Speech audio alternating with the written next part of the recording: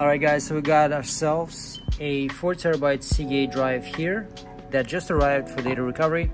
Now let me show you how to handle this type of situation. When we have it connected to PC3000 and we power on channel 0 because that's what it's hooked up to, PC3000 is producing this short beep.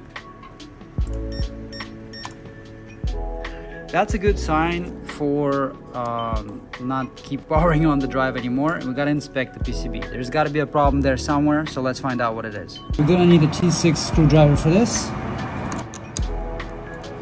Undo all the screws.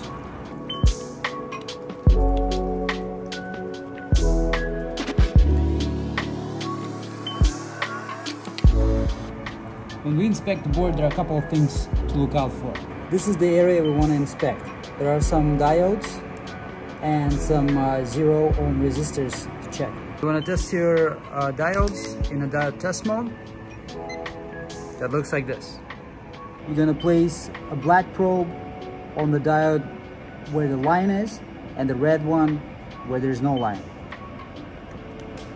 If the diode produces single beep like this, it's fine.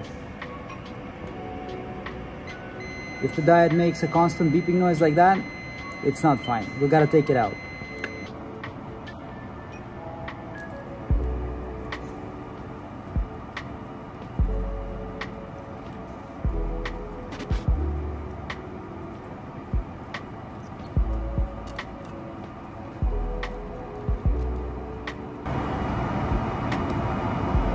When the diode is out, test those pads once again. Make sure they're not in short. We don't have a constant beep anymore, so the short is gone.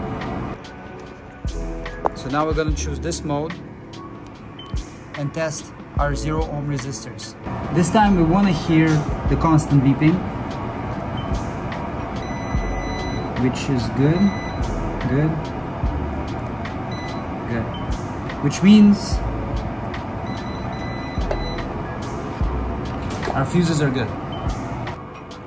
Since this is only a data recovery project, I'm not going to bother replacing that diode for the time of disk imaging. You can just image the drive without that component in place.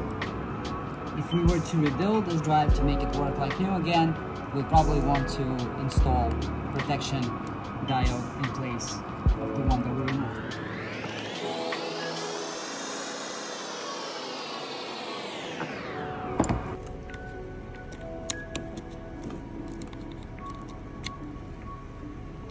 Reconnect the device once again.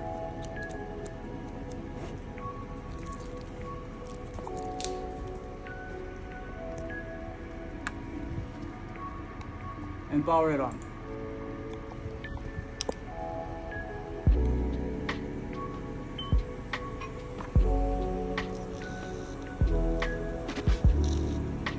The drive calibrates and becomes ready.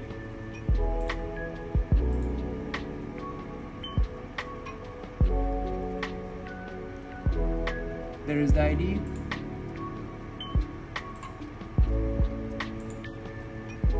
There is access to the data.